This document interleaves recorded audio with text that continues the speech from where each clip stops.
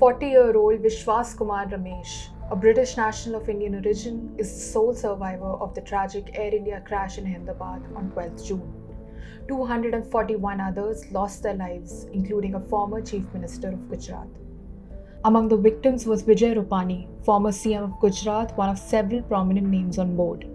The London-bound Air India flight had just taken off when disaster struck 5 minutes into the journey. Vishwas Kumar was returning to the UK with his brother after visiting family in India.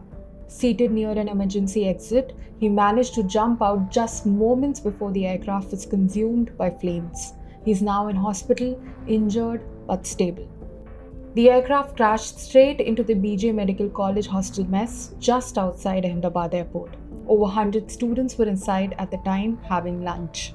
Several are feared dead or seriously injured. DNA tests are underway to confirm identities. The building partially collapsed. Wreckage was found embedded in the walls and rooftop. Rescue teams struggled with intense heat and thick debris.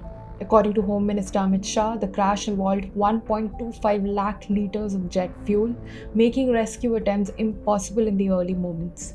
He also visited the hospital to meet the survivor. The Aircraft Accident Investigation Bureau is now on the scene. Debris has been collected and black box recovery is underway. It could take weeks before we get any conclusive answers. Prime Minister Narendra Modi is visiting Ahmedabad to meet affected families and assess the damage. Condolences have poured in from around the world, including the US, UK, Canada, Russia, Australia, and even Pakistan. The British and Canadian High Commissions are now coordinating with Indian authorities on the aftermath.